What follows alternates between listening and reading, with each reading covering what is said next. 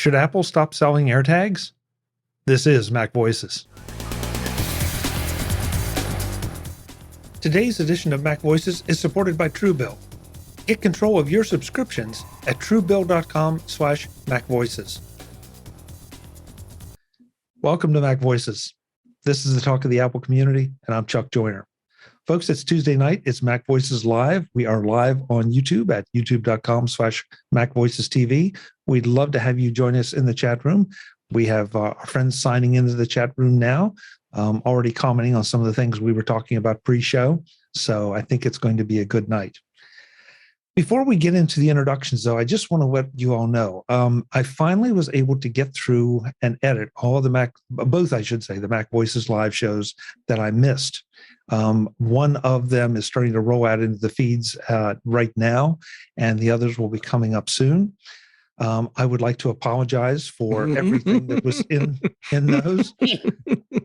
I don't even know what to say, but I do want to make very clear that YouTube does not censor Mac Voices Live. I'm the guy that asks everybody to please refrain from profanity, to try to keep it a family-friendly show for the feeds. That's why we have Mac Voices After Dark. That's when this group cuts loose. And boy, sometimes they really cut loose. Well, Dad wasn't home. If you're looking for the real Mac Voices Live panel, you must subscribe to Mac Voices After Dark, and you do that by becoming a patron at any level. So that's all I'm going to say about that. But there seemed to be a debate as to who was censoring what last week, and I did not want to lay it off on YouTube because they don't restrict us, but I do. With all that said, we have an exciting show tonight because there was a bit of a firefight in our Slack over a particular article. So that's what we're going to lead off with. But before we do that, we're going to go around and see who all's here. So I'm going to take my screen as I always do. First up, Mr. Jeff Butts. Jeff, welcome. It's great to have you. Thanks, Chuck. Glad to be here. Sorry for shouting fire in a crowded theater, but it had to be done. That's all right. That's all right. I think it's going to get even more exciting tonight because now I hope so. We don't have the buffer that Slack provides. It'll just be us. Oh boy. Yep. David Ginsburg is here. David, good to have you. Good to be here. Thanks for having me this week, and it wasn't my fault. Well, they treated you pretty much the same. They were a little bit easy on you the first time. They were. The second show, it got out of hand. That's why it was. Yeah. The second week was, yeah. Well, the second show was really in touch with iOS, the Mac version, right? I didn't put it on my feed. That is true. Yeah. But David has the good sense to only have one or two people on, unlike this crew. So yeah, but it was his feed. So it's probably one or two too many. That's right. He gets the strikes. Yeah. Brittany Smith is here. It's Brittany, actually welcome. Jeff Gamet show, to be honest with you. Hi, Chuck. Thanks for having me. You look great. You have a new cable connection. Everything is working so far, so good. Let's hope it stays. I love it. Speaking of cable connections, Jeff Gamet got his repaired just in time for the show. Yeah. Jeff, good to have you. It's great to be here. It's great to have a cable connection again. And the lesson I learned is that when you tell the support people at Xfinity that your line has literally been cut, they don't have a page in their book for that. They're not sure where to go in the script. You're a lot of flipping. Oh, they do. And I'll tell you why when Chuck gets me. But go ahead. Okay. Well, anyway, Jeff, glad you got it repaired in time. Me too. That's good. Otherwise, you're going to have to be out there, with a soldering gun trying to put it all together. Yeah, I was considering duct tape. Oh, there you go. You fix everything with duct tape. If you can't fix it, duck it. Yeah. Mm-hmm. Warren Sklar says he has an answer to the page question. Warren, good to have you. Hey, how are you? The answer to the question, yeah, the page is Comcast does know because I have Fios and my Fios went out once. And you know why? Because Comcast cut the line in my yard accidentally. So I called Comcast really fast and said, listen, Yeah, this is, just as you. But anyways, if the show goes horribly wrong, then we could blame Comcast for letting Brittany and Jeff in. It would have been a much quieter show. No, it's good to be here, Dave. It was fun with Dave, and I don't remember abusing him, so hopefully it wasn't me. Well, maybe I'm getting confused because I've been editing those two shows, and I was on with you guys last week, and I thought you were going on vacation. I did. I'm back. Oh, you're back. Oh, okay. So okay. I wasn't on last week, or was I? Now I don't remember. I thought you were. Maybe not. Yeah, I don't think so. Because I asked the question, aren't you on vacation? Because you weren't. I was on my back. show. I got back Wednesday. So I was in Aruba last week until I think Wednesday. And then I was back and I was off from home. So I did a show on Thursday. And I am back, and my wife is in Dave's neighborhood. So when the wife's away, the husband gets a podcast. Okay. I think it's a thing where we should make it. Okay. Sounds good.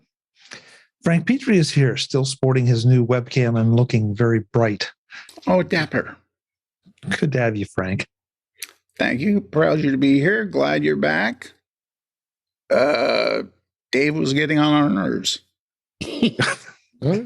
How is that possible? He's so mild-mannered. Not necessarily on the show, just in general. Right? That's what he wants you to think. David. Well, Davis, no, I've met the man. Yeah, but he's from Chicago. I mean, come on, Capone. It's in the blood. Okay, yeah, you got me there, Frank. Everyone I've met in Chicago has been so nice, even the mafia. And I'm not kidding. And he's saying that because he owes them money. What about Velma? Just a sweetheart. Yeah. No, that's Roxy. Roxy was a sweetheart. Velma was the killer. Oh, that's right. We better leave. I mixed them up. This is not good. Yeah, it's not. We're talking about the show's Chicago, about Chicago. Chicago. All right. No singing yet. Jim Rea, good to have you. How's everything going? Well, I can't seem to get my green screen to work right. Looks fine, you look like you're phasing in and out. I don't know. I think maybe my shirt is too close to green, even though it's not green. Blue. Are you in? Is it lit well enough? You don't have a blue. I've got a bright lights, and the sun is right there. So you're far. I think it's an interdimensional thread that's passing through your neighborhood and causing you to phase in and out of our dimension. Well, you know what? It's Poltergeist, the Zoom version. The first episode of Apple TV Plus's series Roar is the woman who disappeared. Jim is trying to portray that role. He's doing a great job. Mm-hmm. He's fine. I don't even know. Okay. Okay. See, there he's gone. Oh, now he's back. Oh, I made it worse.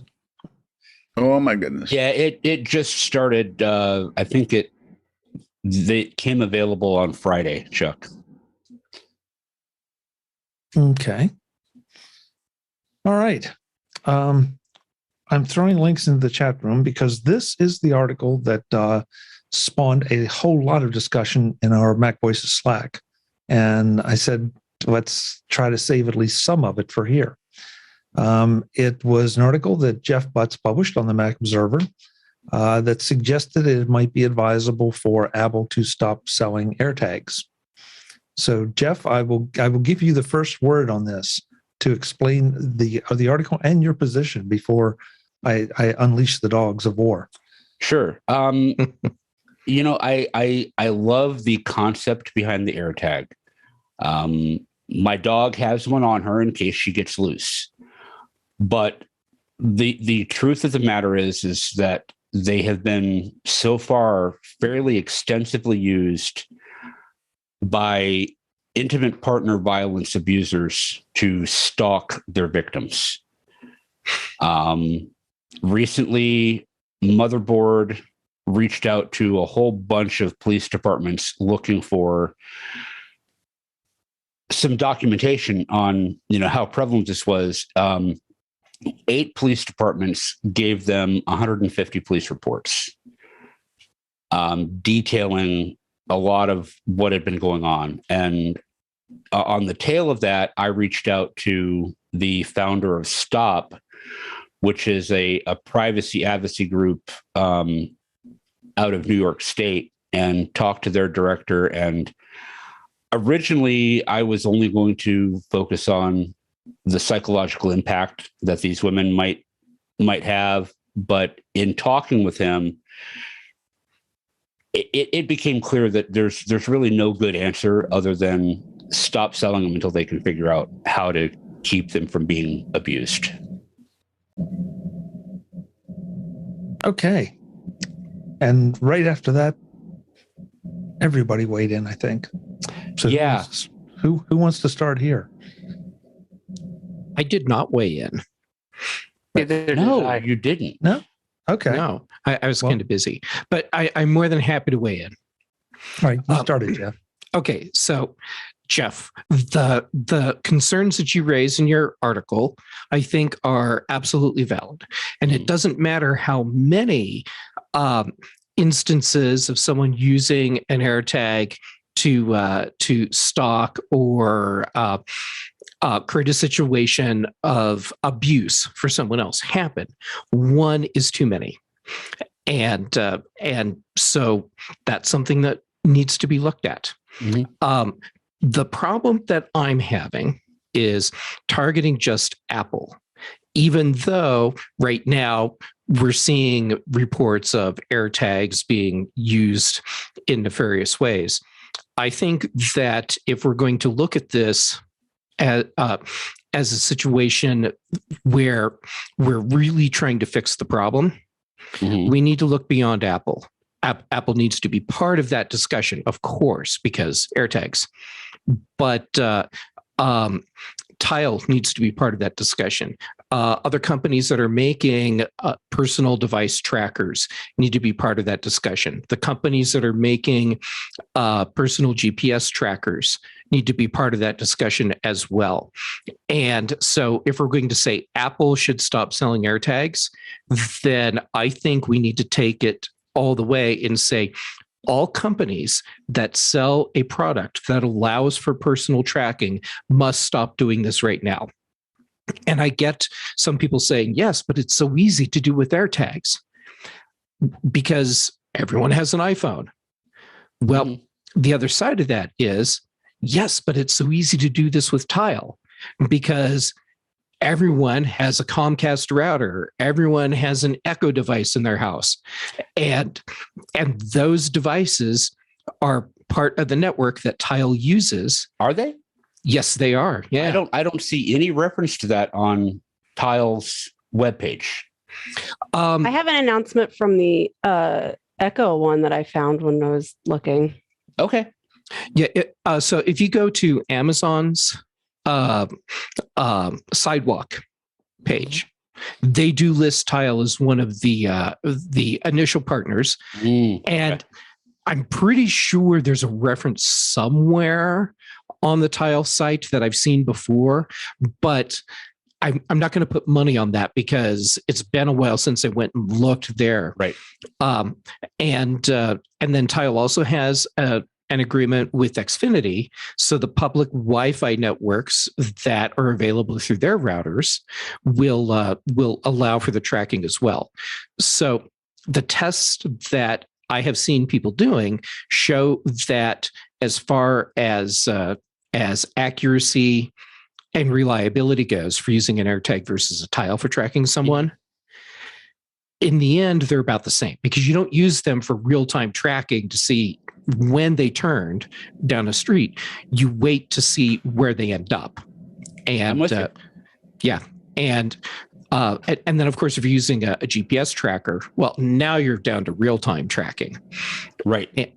And so if we're going to look at this as a situation that we really want to fix and not just talk about it in an attention-grabbing way, we need to talk about more than AirTags, and we need to apply a blanket stop to all the devices and I don't see that happening. And I could see people's then adding in the, snowballing it and then saying, yeah, but I can go buy an Android phone for $50 and throw it in someone's car. And now I'll just track where the phone is. Just a burn.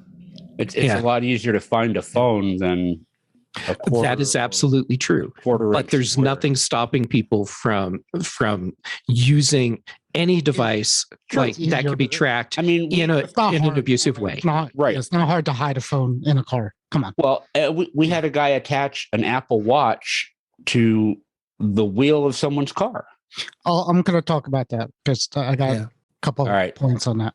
Yeah, but Warren, before you go, I want to mention Brittany was kind enough to throw a link in our chat room. I just threw it in YouTube that talks about the tile sidewalk support through Amazon. So if you want to be informed on that, by all means. Today's edition of Mac Voices is supported by Truebill. Get control of your subscriptions at truebill.com/MacVoices. Do you know how much you spent on subscriptions last year? I bet you don't. I also bet you would be surprised and perhaps a little shocked at that number. Most of us think we spend about $80 each month, when the truth is more like $200. Let's get those subscriptions under control with Truebill. Truebill is the new app that helps you identify and stop paying for subscriptions you don't want, need, or simply forgot about. See all your subscriptions in one place, keep what you want, and cancel the rest, right from the app. And your Truebill concierge is there when you need them to cancel unwanted subscriptions so you don't have to. No difficult conversations with those pesky humans who are trying to talk you into not canceling. Start canceling your unused subscriptions today at truebill.com/MacVoices. Go right now, truebill.com/MacVoices. It could save you thousands a year. truebill.com/MacVoices. Thanks to Truebill for their support of Mac Voices. Warren, you're up next. All right, so I'm going to go a little bit different route. And I'm going to say that before AirTags and tiles, men or women, spouses who wanted to stalk their spouse to abuse them, found a way to do it. And they did it with, they've been selling, they used to have the spy magazines. They've been selling these GPS trackers forever. And it's not, this has been going on. So they're doing that. And now these low-cost AirTags, tiles, little GPS trackers I was telling you about, I got a $50 thing from Samsung that came with a year service. It was this big, and it was just as reliable as an AirTag. So it's out there, and it's not expensive. So all these little things come out, and I'm guessing most of the police reports are going to be spouses checking up on their other spouse, whether it's cheating, gambling, shopping, whatever. That's going to be the bulk of the police reports in these documents, because, again, even without these devices, people who are domestic violence, people are not going to say, darn, Apple start selling AirTags, now I can't do this anymore. That's not how it is. All right. What's going to happen is, so basically, an 18-year-old kid could now say, I think my girlfriend's cheating on me. You know what? I'm in Best Buy. Here's an AirTag, $25. I have $25. I'm going to stick it in her car. That's what's going on. Okay. Would they have done that before the AirTags? I don't know. Maybe not as likely. But, again, that's what they're doing. Husbands and wives are doing it too. I read this whole, the whole article, because the whole thing got me about the watch on the tire of the car of the wife.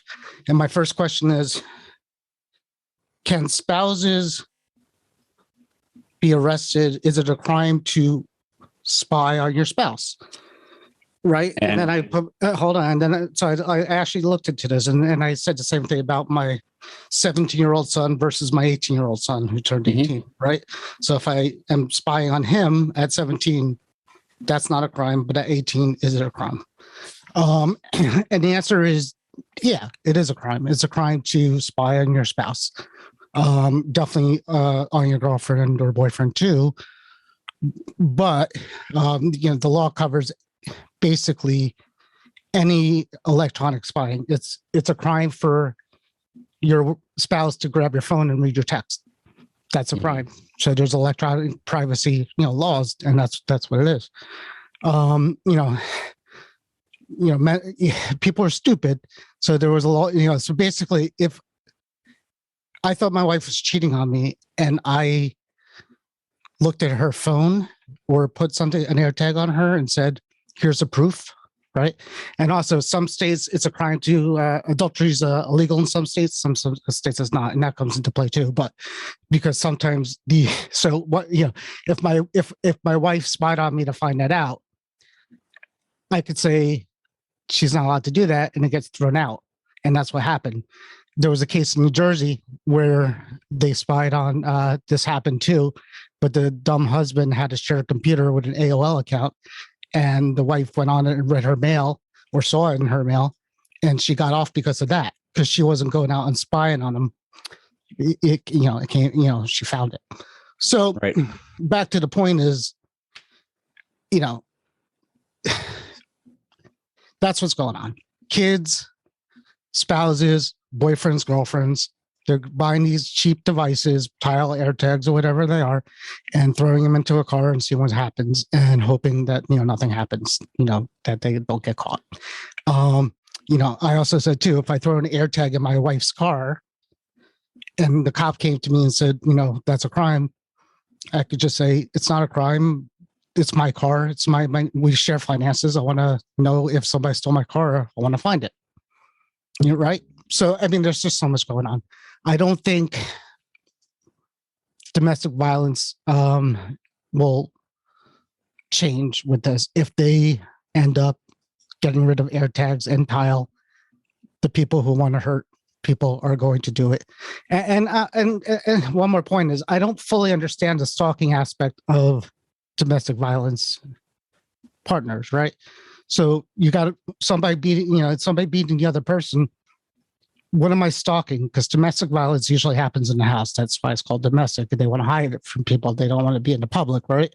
So what is it for? It's about control. It's about control. Yeah. Who's stalking who? The abuser is usually stalking and tracking and using fear and intimidation to keep the other partner subjugated. Okay. Like feeling like they have no other options. They're as leaving, or they're not going to.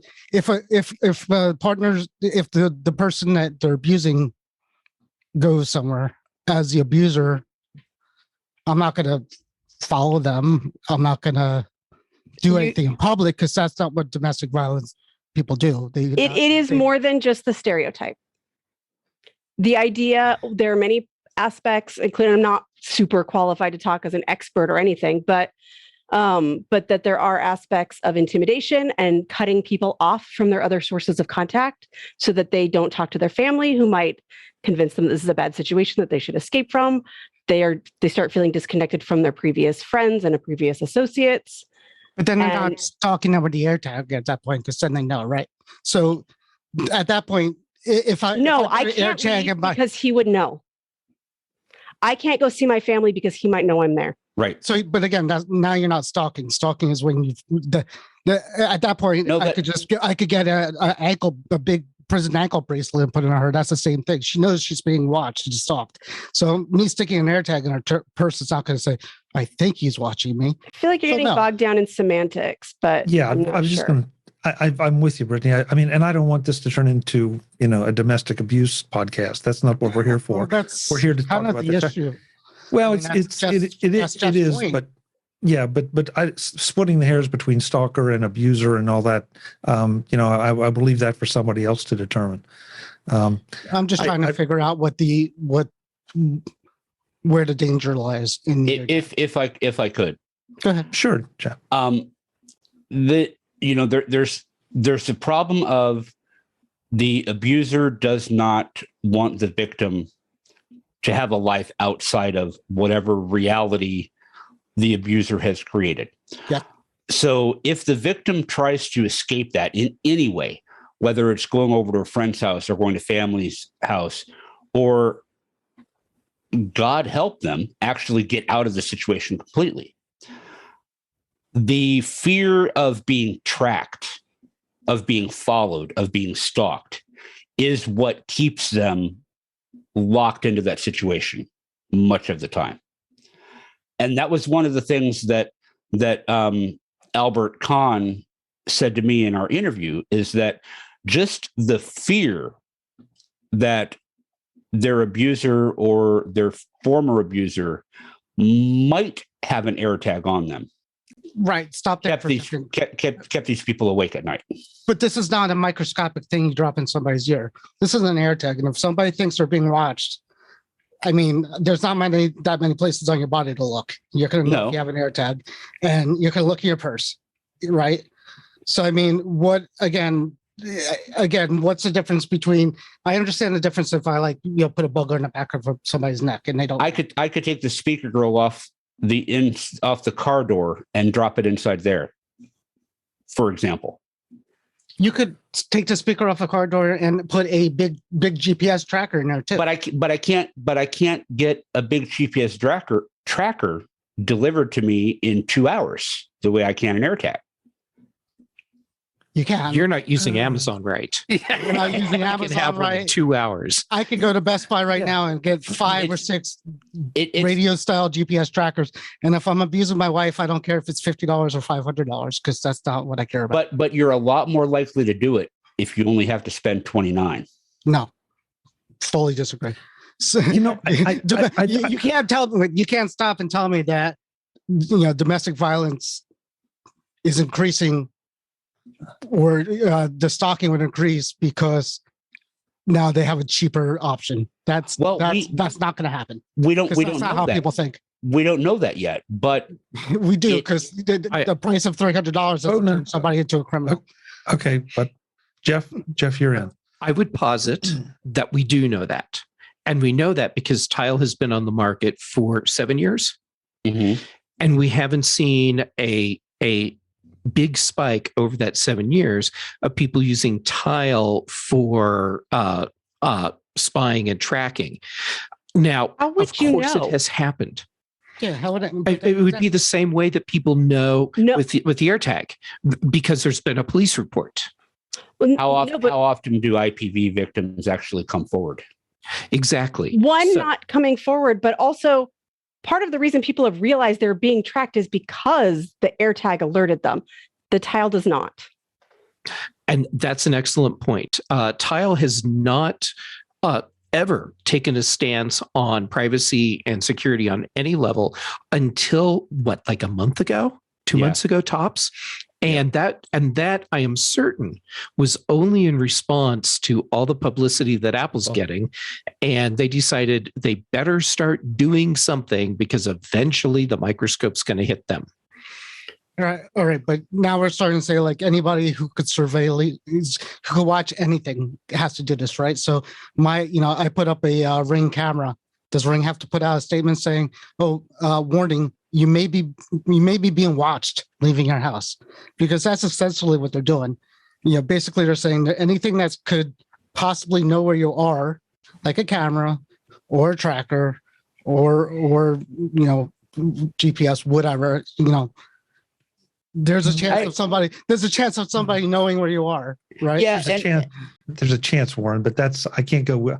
I was agreeing with you up to that point, but you can't see me secretly installing a Ring camera somewhere in somebody's house that I want to watch. Oh, maybe. Take the AirTag example of. But that doesn't mean you know where they're going. You would know that they left the house. That's all you would know. But you would know that they went to a bar or the local McDonald's. So if you're stopping them from leaving the house, you'll know they're leaving the house. I'll grant you, Warren, that if Apple and Tile were to stop producing these, that would not make the problem go away. I'll grant you that. Because the problems existed since long before those. You pointed that out. You're absolutely right. The problem has existed since even before those spy magazines started coming out. But is it appropriate for a company that claims to have our privacy as one of its main focuses to enable this sort of stalking. It's the same company that put a GPS computer in our pockets. Yeah, and Jeff, I resist the word enable. I mean, yes, their product is being abused or put to a purpose that it was not intended by the company.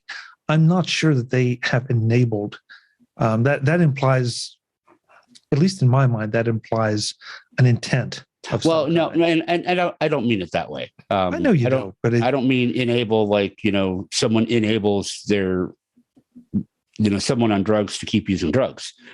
I just mean, is it a sphere that they really, does Apple need to be in this sphere given the harm it can do to victims of intimate partner violence and others? I want to get the chat room in here because there have been a couple good comments, and this one is sort of off topic, but I'm going to let it go anyway. Barry asks, is it also illegal to hire a private investigator to spy on a spouse? A staple of movie and TV stories for decades. Is it? I mean, Warren, from what you said, I think it is. I don't know. I asked the question. Well, what's the word spy? Well, a private investigator. Well, so if a private investigator is on public property and observing, that's legal. You can follow people around. That's not illegal to follow someone. That's the definition. As long as you don't trespass and that's not and things like. Yeah, that's paid stalking. That's stalking. What's the difference? Yeah, it's intent. Well, our Davids in my industry uses surveillance all the time, to determine whether someone is trying to cheat insurance companies. And man, we get some really good video, let me tell you. But if I put an AirTag in somebody versus if I pay Dave to secretly follow somebody to take pictures of them as they don't see them, that's exactly 100% the same thing. I think most jurisdictions, the law differentiates between electronic surveillance and in-person surveillance. You would think in-person surveillance would be a lot worse. Maybe so. But it can sometimes be easier to pick up on. It's also more dangerous. You can see someone pointing a camera at you. Yeah, I know, but the act of like an altercation is imminent. If you're doing something in public, that's considered in public.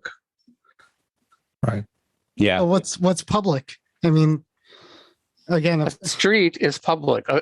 Something where you're not restricted, where it's not trespassing. If you go on somebody's private property, you're trespassing. That's not public.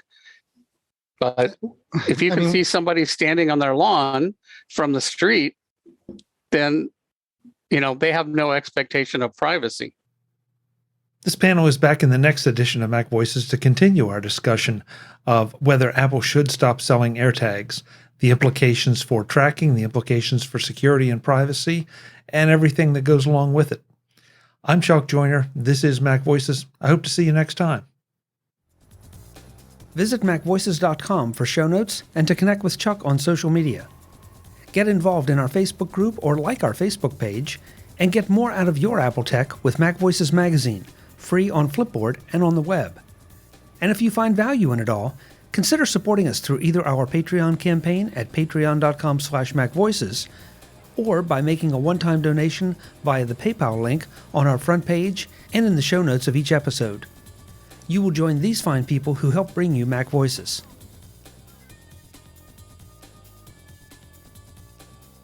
Advertising handled by Backbeat Media at backbeatmedia.com. Bandwidth provided by CacheFly at cachefly.com.